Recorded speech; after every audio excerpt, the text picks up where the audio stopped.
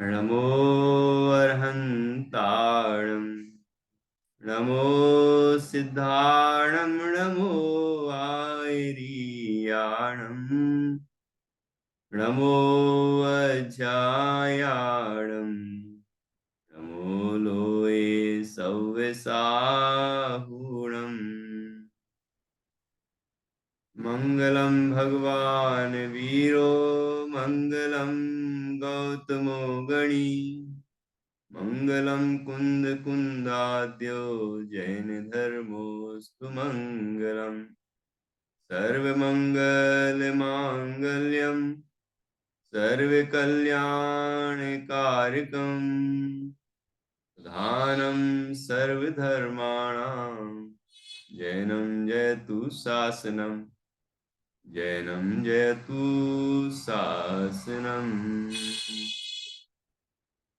इंद्रसद्वन्द्याणं त्रिभुवनहितमधुरविशदवक्ताणम् अन्तातीतगुणाणं नमो जिणाणं जिदभवाणम् अभिवन्द्यूण शिरसा पुनर्भव कारणं महावीरम् एसिम्पयच्च भंगम मग्गम मुखस्य वोचम्।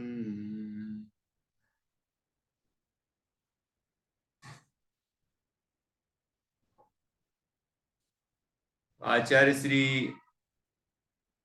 कुंद कुंद देव द्वारा रचित यह पंचाशीकाय संग्रह परमागम है। इसका तीसरा अधिकार चल रहा है, मोक्ष मार्ग अधिकार, और इसकी 160 नंबर की गाथा है। जैसे कि हमने अभी मंगलाचरण बोला, अभिवंद्य ऊण सिरसा, ये द्वितीय श्रुत स्कंद जहां से प्रारंभ हुआ है वहां का मंगलाचरण है ये। अभिवंद्य ऊण सिरसा अपुनर्भव कारणम महावीरम, कि अपुनर्भव के कारण भगवान महावीर को अभिवंद्यूण मतलब नमस्कार करके, सिरसा सिर झुकाकर नमस्कार करके, फिर तेसिम पयथ भंगम मग्गम मोक्षस्य बोक्षामि, कि पदार्थों के भेद कहूंगा और उसके बाद फिर मोक्ष का मार्ग कहूंगा। तो ये जो मंगलाचरण है यहां से जो प्रारंभ हुआ, तो उसके बाद फिर जब ये चूलिका प्रारंभ हुई, मतलब जिसको हम तीसरा अधिकार कह रहे हैं, आचार्य जयसेन स्वामी ने तीसरा अधिकारी कहा उसको, तो वहां कोई मंगलाचरण नहीं है, वही मंगलाचरण है। तो इससे मालूम चलता है कि अधिकार तो पूरा ही है वो यार, अखंड। द्वितीय श्रुत स्कंद कहा उसको, प्रथम श्रुत स्कंद पहले अधिकार को कहा, द्वितीय श्रुत स्कंद दूसरे अधिकार को कहा। तो दूसरा अधिकार चूलिका सहित ही दूसरा गिना है, ठीक है ना। फिर भी हमने उसको तीसरा जैसे आचार्य ने जैसे विभाग किया है और उसमें मोक्ष मार्ग का विशेष निरूपण किया गया है, इसलिए हम उसको तीसरा अधिकार कह रहे हैं, ठीक है। तो यहाँ 160 नंबर की गाथा है। अभी तक प्रकरण चल रहा था जो 100 प्रारंभ में, इस अधिकार के प्रारंभ में जो प्रकरण था वह मोक्ष मार्ग का निरूपण करने वाला, और फिर उसका स्वसमय और परसमय या स्वाचारित और परचारित की चर्चा हुई, ठीक है ना। फिर इसके पहले वाली जो गाथा है अभी जो 159, उसमें मोक्ष मार्ग का निरूपण आ गया, जिसमें भिन्न साध्य साधन और अभिन्न साध्य साधन, इस तरह से निश्चय मोक्ष मार्ग और व्यवहार मोक्ष मार्ग की चर्चा की। अभिन्न साध्य साधन जहां है वहां निश्चय मोक्ष मार्ग है, और भिन्न साध्य साधन है वहां व्यवहार मोक्ष मार्ग, ठीक है। तो ये प्रकरण ये समझ लीजिए कि अब मोक्ष मार्ग की मुख्यता से, अब विशेषता से चर्चा है यहाँ। अभी तक तो कहा था कि चारित्र ही मोक्ष मार्ग है, और स्वचारित्र और पर चारित्र भी बता दिया कि जो जो चारित्र ज्ञान दर्शन स्वभावी अपने आत्म तत्व में अवस्थित है, लीन है, वह स्वचारित्र है, वही मोक्ष मार्ग है। और जो आत्मा को छोड़कर बाकी किसी में भी मग्न है, किसी में भी नियत है, द्रव्य जो गुण पर्याय के भेद हैं या फिर परद्रव्य हैं, प्रभाव हैं, उन सब में यदि मग्न है तो मोह राग द्वेष रूप परिणमन करता है और वह परिणति पर चारित्र है। ठीक है, पर चारित्र जहां कहा उसको पर समय कहा, और स्वचारित्र जो कहा गया है उसको स्व समय कहा। स्व समय नाम आत्मा में जो लीन है वो स्व समय, और जो आत्मा को छोड़ के कर्म प्रदेशों में या नो कर्म में, शरीर में, धन में, संपदा में, बाहर के पदार्थों में जो लीन है, अपनापन करता है ना, वो सब पर समय। ऐसी चर्चा की, स्वसमय पर समय की दृष्टि से चर्चा की। अब यहां पर निश्चय और व्यवहार मोक्ष मार्ग की चर्चा कर रहे हैं, और उसमें ये बताया गया है कि अभिन्न साध्य साधन रूप जो मार्ग है वह निश्चय मोक्ष मार्ग है, और भिन्न साध्य साधन रूप जो मार्ग है वह व्यवहार मोक्ष मार्ग है। तो ये अभिन्न साध्य साधन क्या हुए? देखो, साध्य क्या है, यहां पर साध्य क्या है? अभिन्न साध्य साधन जब कहा तो साध्य है मोक्ष और साधन है मोक्ष मार्ग, सुनना, साधन है मोक्ष मार्ग और साध्य है मोक्ष। अब कह रहे हैं आचार्य कि वो अभिन्न है, मतलब उसमें भेद नहीं, अभेद है। ये कैसे? कि जिस आत्मा की दृष्टि से, श्रद्धा से सम्यक दर्शन होता है, उसके ही ज्ञान से सम्यक ज्ञान होता है, और उसमें ही लीन होने से सम्यक चारित्र होता है, और उसमें ही लीन बने रहने से मोक्ष मार्ग की पूर्णता होकर मोक्ष होता है। तो ये अभिन्न है, मतलब मोक्ष मार्ग और मोक्ष दोनों का जो अवलंबन है, जो ध्येय है, वो एक शुद्धात्मा ही है। और जो मोक्ष मार्ग है वह वीतराग परिणति है, शुद्ध परिणति है, और मोक्ष है वह भी आत्मा की शुद्ध परिणति है, परम शुद्ध परिणति है। तो आत्मा की जो शुद्ध परिणति है, वीतराग परिणति है, आत्मा सिद्ध परिणति है, वह अभिन्न हुई। तो इसीलिए उसको अभिन्न साध्य साधन कहा। वो भिन्न भिन्न नहीं, एक आत्मा रूप है। यहां कहा था ना कि वो जो मोक्ष मार्ग और मोक्ष की पर्याय है वो एक आत्मा रूपी है, इसलिए आत्मा ही मोक्ष मार्ग है और आत्मा ही मोक्ष है। ठीक है, इसको कहते हैं अभिन्न साध्य साधन। और भिन्न साध्य साधन क्या हुए? भिन्न साध्य साधन व्यवहार न्याय का विषय है। इसमें साध्य होगा निश्चय और साधन होगा व्यवहार न्याय। व्यवहार मोक्ष मार्ग साधन है और निश्चय मोक्ष मार्ग साध्य है, और दोनों भिन्न है, इसीलिए यह व्यवहार न्याय का विषय है। और इसके लिए एक शब्द और दिया था, स्वपर हेतुक। स्वपर हेतुक 159 भी गाथा में कल हमने चर्चा की थी।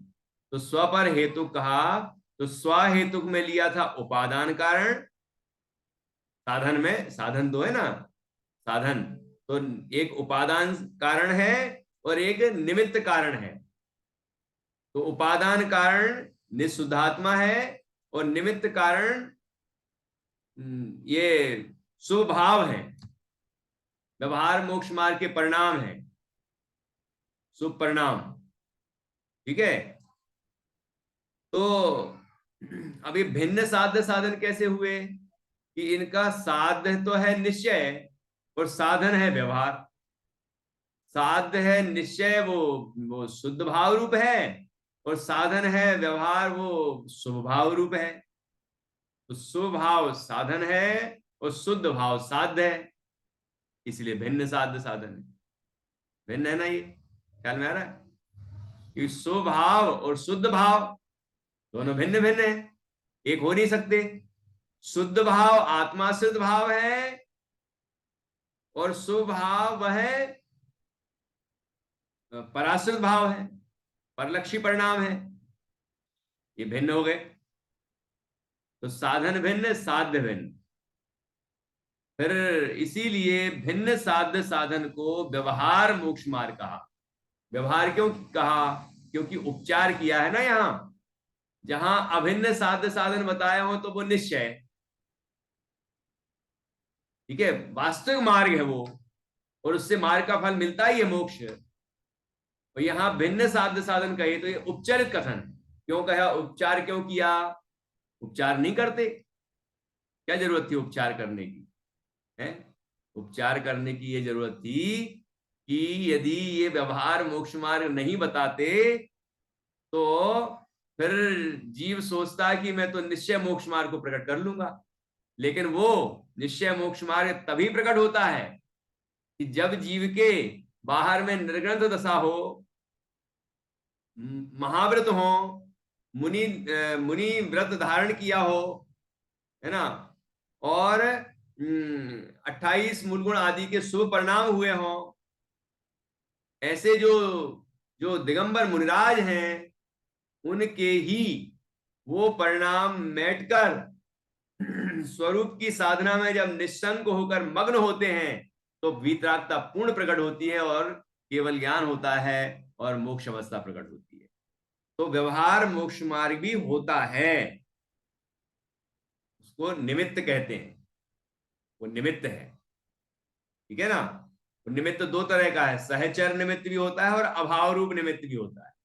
तो ये सहचर निमित्त भी है, साथ साथ में चलता है। और अभाव रूप निमित्त ऐसे है कि जैसे जैसे गुणस्थान बढ़ते हैं, स्वभाव मतलब व्यवहार मोक्ष मार्ग के परिणाम घटते चले जाते हैं और परमार्थ मोक्ष मार्ग के परिणाम शुद्ध परिणाम बढ़ते चले जाते हैं। इसलिए अभाव रूप निमित्त भी है, ठीक है ना। इसलिए जहां भिन्न साध्य साधन की बात की गई है वहां वह व्यवहार नय है, और अभिन्न साध्य साधन बताए हैं वहां निश्चय नय है।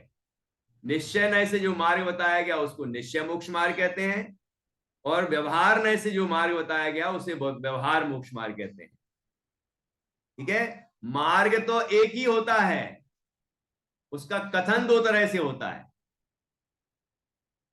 मार्ग तो एक ही है, वो साधक दशा में घटता हुआ शुभ परिणाम और बढ़ता हुआ शुद्ध परिणाम। अशुभ तो नष्ट हो गया पहले ही। अब जो शुभ परिणाम चल रहा है वहां उस भूमिका में, उसको लक्ष्य करके उपचार से उसे भी मोक्ष मार्ग कह देना, क्योंकि मोक्ष मार्ग के साथ में है इसलिए उसे भी मोक्ष मार्ग कह देना, यह व्यवहार मोक्ष मार्ग ये उपचार है, क्योंकि वो साथ में होता ही है, ठीक है ना। और जो वास्तविक मोक्ष मार्ग है जिससे मोक्ष होना है, जिससे जिससे संवर पूर्वक निर्जरा होकर मोक्ष होता है, उसे ही मोक्ष मार्ग कहना वह निश्चय मोक्ष मार्ग, क्योंकि वो वास्तविक है। इस तरह से हमें इस प्रकरण को समझना चाहिए। और यहां पर ये कहा गया है कि इसमें कोई विरोध नहीं है कि एक ही जीव को निश्चय मोक्ष मार्ग भी हो रहा है, व्यवहार मोक्ष मार्ग भी हो रहा है, इसमें विरोध नहीं है, क्योंकि दृष्टि कथन की दृष्टि अलग अलग है। एक में जब हम सुपरिणाम और शुद्ध परिणाम दोनों परिणामों को देखते हैं मोक्ष मार्ग में, तो हम ऐसा कथन करते हैं, दोनों को मिला के जब कथन करते हैं तो हम कहते हैं कि ये मोक्ष मार्ग है, तो उसको कहते हैं व्यवहार मोक्ष मार्ग, ठीक है। तो वो शुद्ध परिणाम के साथ पाया जाने वाला जो शुभ परिणाम है उसको भी हम मोक्ष मार्ग का उपचार करते हैं, तो ये व्यवहार मोक्ष मार्ग कहा जाता है। क्यों? क्योंकि वास्तविक नहीं है वो, क्योंकि वो तो अभाव रूप है, अभाव होगा तब होगा मोक्ष मार्ग पूरा। लेकिन मोक्ष मार्ग के साथ है इसलिए हमने उसको मोक्ष मार्ग कहा, और ऐसे परिणाम मोक्ष मार्गी को ही होते हैं इसलिए भी उसको मोक्ष मार्ग कहा, मोक्ष मार्गी के किस तरह के परिणाम होते हैं, किस तरह की क्रियाएं होती हैं, कैसा उनका बाहर रूप होता है, ये सब भी कथन किया गया है और वो होता ही है। इसीलिए उसको भी उपचार से मोक्ष मार्ग कहा गया है और वो कहना जरूरी है। वो नहीं कहेंगे तो तीर्थ प्रवर्तना एक शब्द आया था कल, पारमेश्वरी तीर्थ प्रवर्तना दोनों नयों के अधीन है। यदि एक जो गाथा प्रसिद्ध है ना, यदि निश्चय नय का लोप हो जाएगा तो तत्व का लोप हो जाएगा, और व्यवहार नय का लोप हो जाएगा तो तीर्थ का लोप हो जाएगा, है ना। तो इसलिए दोनों नयों की जरूरत है और दोनों नयों के माध्यम से मोक्ष मार्ग का निरूपण किया जाता है, और उसमें कोई असंगतता भी नहीं है, बिल्कुल ठीक है वर्णन करना। क्योंकि यदि व्यवहार मोक्ष मार्ग नहीं बताया जाएगा तो जीव सोचेगा कि मैं तो अभी कपड़े पहने हूं, गृहस्थ हूं, तो भी मेरे अंदर वह मोक्ष मार्ग प्रकट हो सकता है। क्योंकि आचार्यों ने तो कहा ही नहीं है कि बाहर में निर्ग्रंथता होनी चाहिए, बाहर में 28 गुणों की प्रतिज्ञा भी होनी चाहिए, इस तरह के शुभ परिणाम भी होने चाहिए महाव्रत आदि के, हैं। तो ऐसा बताया ही नहीं। मान लो नहीं बताया होता तो कह रहा हूं, बताया तो है ही, नहीं बताया होता तो जीव ऐसा कहता और वो सोचता गृहस्थी में ही हम एक आध दिन मोक्ष चले जाए। तो ऐसा संभव नहीं है।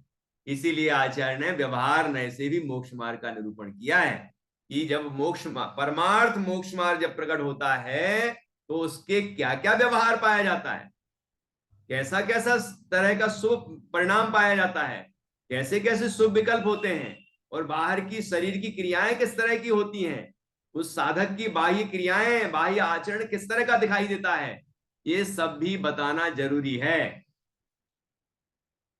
ठीक है ना। इसीलिए दोनों नयों के माध्यम से मोक्ष मार्ग का निरूपण किया गया है, और यह बहुत उचित है।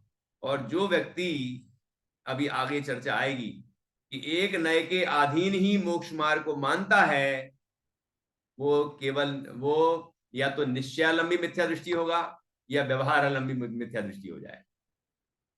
तो दोनों का कैसा सुमेल है, ये चर्चा इस प्रकरण में आगे आगे आती जाएगी। बहुत सुंदर प्रकरण है, समझने जैसा है, और ये अपन को इस तरह का पुरुषार्थ करना चाहिए, ऐसा सुंदर यहाँ पर स्वरूप बताया है। तो कल जो गाथा हो गई, अब उसके बाद हम आगे बढ़ रहे हैं।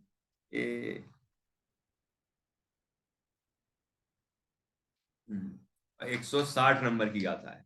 कल हमने ये चर्चा यहाँ छिड़ गई, भिन्न भिन्न साध्य साधन रूप व्यवहार मोक्ष मार्ग और अभिन्न साध्य साधन रूप निश्चय मोक्ष मार्ग, इस तरह की चर्चा यहाँ पर आई थी। और अब इस विषय को और आगे बढ़ाया जा रहा है। तो पहले यहाँ पर निश्चय मोक्ष मार्ग के साधन रूप से पूर्वोक्त व्यवहार मोक्ष मार्ग का स्वरूप यहाँ पर बताया जा रहा है। व्यवहार मोक्ष मार्ग का स्वरूप, और कह रहे हैं पूर्वोक्त मतलब पहले कहा जा चुका है संक्षेप में। कहाँ कहा था? 107 नंबर की गाथा में। मतलब जो जब द्वितीय श्रुति स्कंद प्रारंभ हुआ था, मतलब ये दूसरा अधिकार प्रारंभ हुआ था नव पदार्थ का वर्णन वाला, तो वहीं वहीं आया था 107 नंबर की गाथा में। और वहां कहा गया था ये नव पदार्थ का वर्णन मोक्ष मार्ग में करने की क्या जरूरत है, मोक्ष मार्ग का प्रकरण है तो मोक्ष मार्ग की ही चर्चा कर लो सीधी।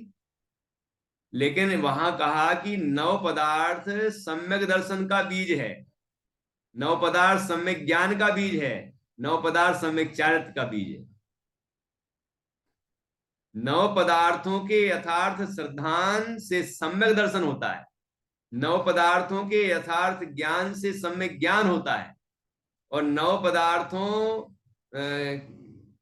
में जो वर्णित है उस नव पदार्थों के अनुरूप, वो जो नहीं, उसमें नव पदार्थ शब्द नहीं आया था, उसमें आया था कि उसके उस ऐसी श्रद्धा और ज्ञान के साथ महाव्रत आदि के रूप जो आचरण है वह चारित्र सम्यक चारित्र है। 107 नंबर की गाथा में आया था। मैं थोड़ा सा पढ़ देता हूं।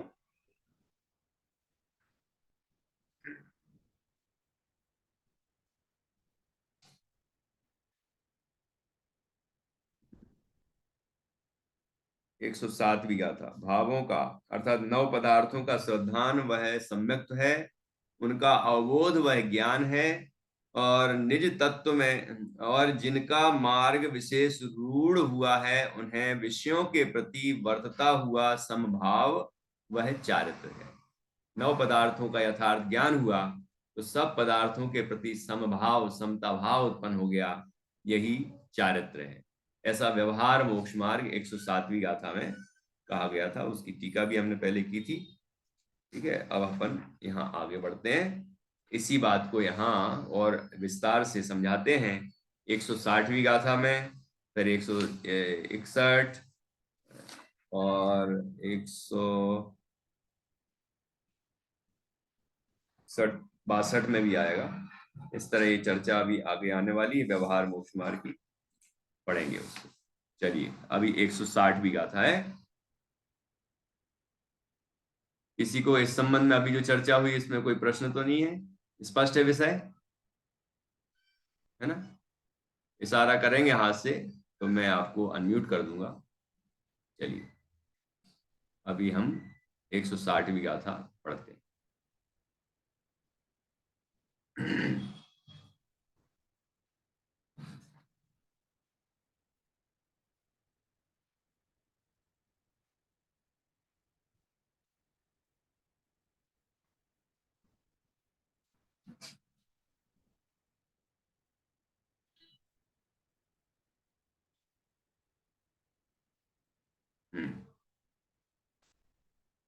धम्मादि सदहणम धम्मादि सदहणम सम्मतमणान मग्ग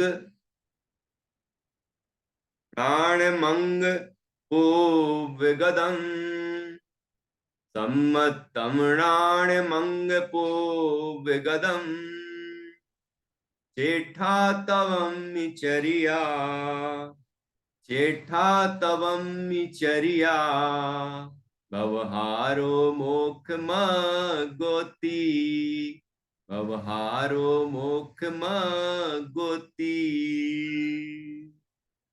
बिल्कुल सरल है अर्थ, बिल्कुल सरल, ध्यान से सुनना। धम्मादि सदहणम, धर्मादि का श्रद्धान, सम्मतम सम्यक्त है, राणम राण मंग, तो इसके संधि विच्छेद होगा तो राणम अंग पुव्व गदम, अंग पुव्व, अंग पुव्व समझ में आ रहा है, ख्याल में आ रहा है? संस्कृत में हिंदी में पढ़े। राण क्या है, ज्ञान क्या है कि अंग पूर्वगत, मतलब अंग पूर्वों का जो ज्ञान है वह सम्यक ज्ञान है। जीवा धर्मादि द्रव्यों का जो श्रद्धान है वह सम्यक दर्शन है, और अंग पूर्वों का ज्ञान मतलब द्वादशांग का ज्ञान, शास्त्र ज्ञान, जिनवाणी का ज्ञान वह सम्यक ज्ञान है। चेठा तवम ही चर्या, और तप में तवम्मी, तप में जो चेष्टा है, तप रूप जो आचरण है वह चर्या चारित्र है। इस तरह व्यवहारो मोक्ष मग्गोती, इस प्रकार व्यवहार मोक्ष मार्ग कहा गया है। ख्याल में सरल है? व्यवहारो मोक्ष मग्गोती, व्यवहार मोक्ष मार्ग है। इति, ये धम्मादि लिखा है, धर्मादि का श्रद्धान, ऐसे तो जीवादि का श्रद्धान ये शब्द आता है, लेकिन धर्मादि का श्रद्धान ये शब्द आया। देखो, जीवादि का श्रद्धान में जीव अजीव का तो श्रद्धान किसी को हो जाए, लेकिन धर्म द्रव्य अधर्म द्रव्य कुछ लोग नहीं मानते अन्य मतों में। आचार्य ने इसलिए ये विशेष रूप से ऐसा लिखा होगा।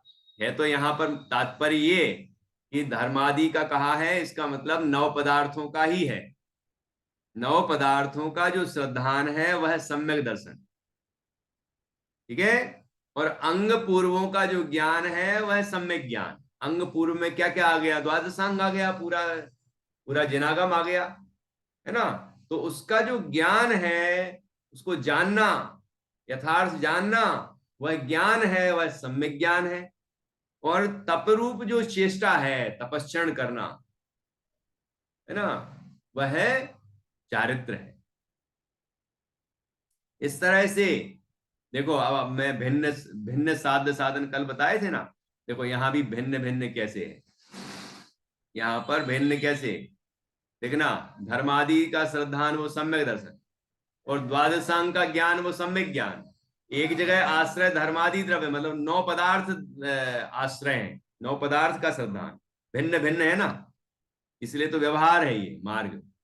इनके सबके आश्रय अलग अलग हैं, कि एक में 9 पदार्थों का श्रद्धान, धर्मादि 9 पदार्थों का श्रद्धान, एक में अंग पूर्वों का श्रद्धान, मतलब द्वादशांग का ज्ञान, है ना, वो उनका दोनों का जो लक्ष्य है वो अलग अलग है, मतलब ये दोनों के अलग अलग हैं। और तप रूप जो चेष्टा है, तपस्चरण रूप जो आचरण है, वह चारित्र है। तो तीनों में अलग अलग अलग हो गया ना। तो ये इसको, लेकिन ये चीजें पाई जाती हैं, जिस जीव को सम्यक दर्शन होता है, निश्चय सम्यक दर्शन होता है, आत्म श्रद्धान रूप सम्यक दर्शन होता है, उसके 9 पदार्थों का श्रद्धान नियम से होता ही है, ठीक है ना। और जिसको सम्यक ज्ञान प्रकट होता है, उसको द्वादशांग का ज्ञान होता है। अब द्वादशांग का ज्ञान कैसे होता है, कि अब पंचम काल में भी द्वादशांग का ज्ञान हो जाएगा, कि नहीं नहीं, वो बात नहीं, कि भाव ज्ञान, द्वादशांग का जो सार है, जो मर्म है, उसका भाव भाषण उसको हो जाता है। जैसे कि समय सारणी में 9वीं और 10वीं गाथा है, उसमें श्रुत केवली की, भाव श्रुत केवली और द्रव्य श्रुत केवली की चर्चा की है ना। तो जो आत्मा को जानने वाला है उसको भाव श्रुत केवली कह दिया, क्योंकि आत्मा उसी में आया 14वीं 15वीं गाथा में, जिसने आत्मा जाना उसने द्वादशांग को जान लिया, समस्त जनागम को जान लिया, सब कुछ जान लिया, है ना। श्रीमद जी का भी इसी आधार से वाक्य है, जिसने आत्मा जाना उसने सब कुछ जान लिया। तो इस अपेक्षा से उसको अंगपूर्व का ज्ञान हो जाता, मतलब उसका सारभूत ज्ञान हो जाता, सत्य यथार्थ। और तप का आचरण, तपस्चरण, है ना, अंतरंग तप, बहिरंग तप, ये तपस्चरण होता है, ऐसे शुभ परिणाम होते हैं। तो वह व्यवहार, ये सब जो है वो चारित्र है। तो इस तरह से ये तीनों, सम्यक दर्शन, सम्यक ज्ञान, सम्यक चारित्र, ये व्यवहार मोक्ष मार्ग है। तो अब तपस्चरण रूप जो आचरण कहा, तो जो तपश्चर्या करेगा, है ना, या ऐसा कहें, जो जीव आत्मा में लीन हो रहा है जिस समय, उस समय उसके तप हो रहा होगा कि नहीं हो रहा होगा, कोई ना कोई अंतरंग तप या बहिरंग तप हो ही रहा होगा 12 तपों में से। तो इसलिए वो तप शुद्धोपयोग में, मतलब स्वरूपे रमणम चारित्र रूप जो निश्चय चारित्र है उसमें निमित्त भूत है। इसलिए व्यवहार मोक्ष मार्ग का निरूपण भी आवश्यक है। इसलिए यहां पर व्यवहार मोक्ष मार्ग का निरूपण किया है। कोई सर्वथा ही उड़ा दे, कोई निश्चय को सर्वथा उड़ा दे तो वो मोक्ष मार्ग को प्राप्त नहीं कर पाएगा, कोई व्यवहार को सर्वथा उड़ा दे तो वो भी मोक्ष मार्ग को कभी प्राप्त नहीं कर पाएगा, ठीक है ना। तो क्या है यथार्थता मोक्ष मार्ग में, दोनों साधक दशा में क्या है निश्चय व्यवहार मोक्ष मार्ग का सुमेल, इनकी संधि, वो हमें अच्छी तरह से समझना पड़ेगा, ठीक है ना। इस तरह से यहां हमने ये गाथा पढ़ी। अब अन्वयार्थ पढ़ेंगे। धर्मास्ति काय आदि का श्रद्धान सो सम्यक्त्व, अंग पूर्व संबंधी ज्ञान सो ज्ञान, और तप में चेष्टा या प्रवृत्ति सो चारित्र। इस प्रकार व्यवहार मोक्ष मार्ग है। एक बार गाथा पुनः पढ़ते हैं, फिर टीका पढ़ेंगे। धम्मादि सद्धरणम सम्मतम मंगपो विगदम, चेठा तवमी चरिया व्यवहारो मोक्ष गोती। अब देखिए टीका पढ़ते हैं।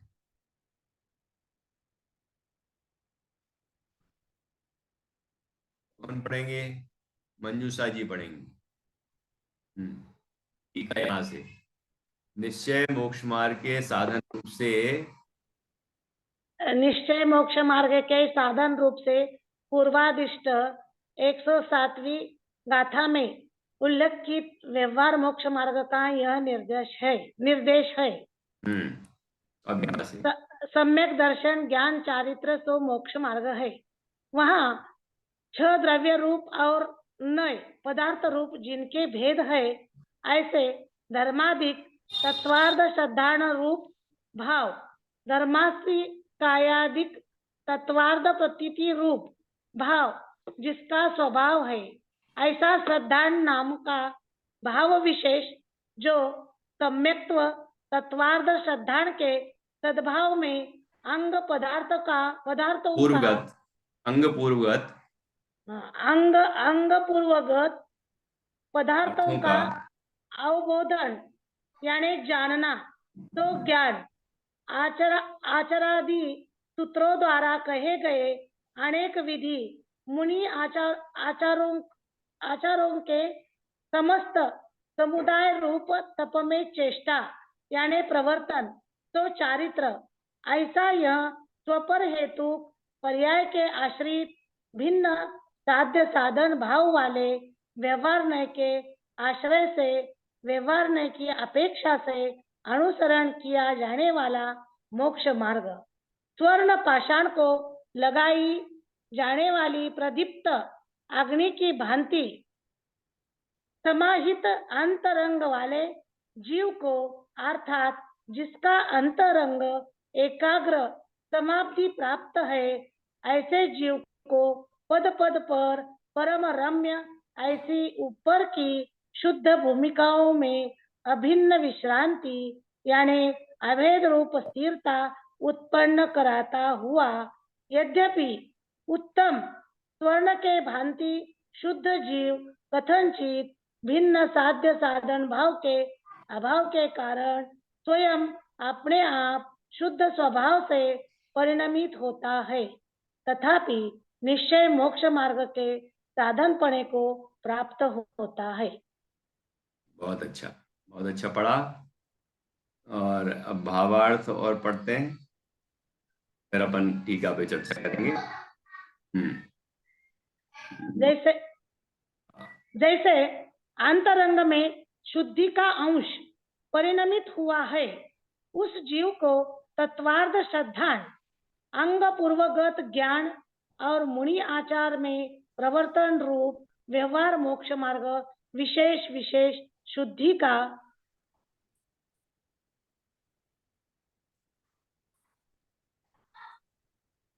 का व्यवहार साधन बनाता हुआ, यद्यपि निर्विकल्प शुद्ध भाव परिणत जीव को परमार्थ से तो उत्तम स्वर्ण की भांति अभिन्न साध्य साधन भाव के कारण स्वयमेव शुद्ध भाव रूप परिणमन होता है, तथापि व्यवहार से निश्चय मोक्ष मार्ग के साधन पणे को प्राप्त होता है।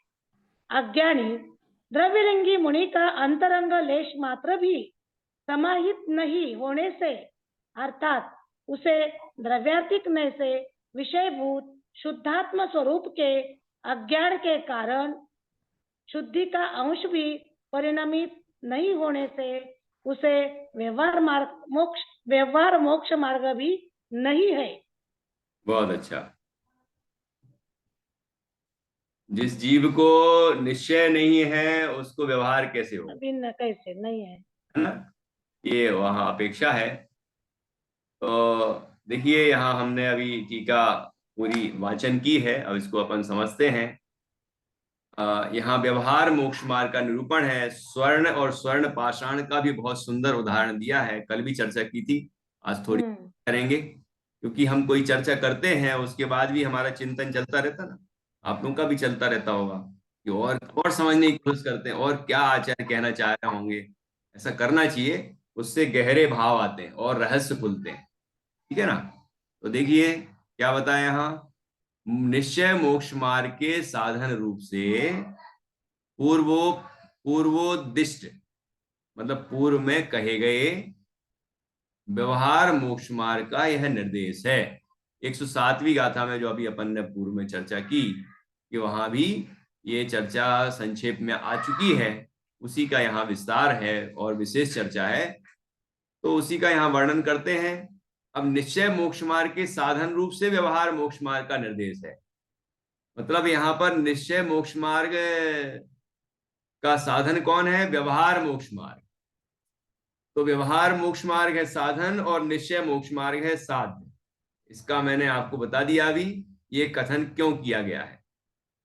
जैसे देखिए, अभी शुद्ध स्वर्ण का साधन है स्वर्ण पाषाण, आया था ना अभी उदाहरण में।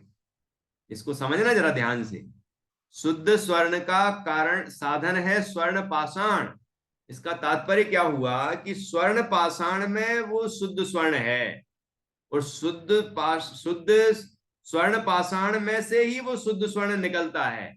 इसको ऐसा समझें हम, जैसे उस स्वर्ण पाषाण को शुद्ध करने के लिए 16 ताव दिए जाते हैं, उसको कहा जाता है 16 टंची सोना, जब 16 ताव पूरे हो जाए।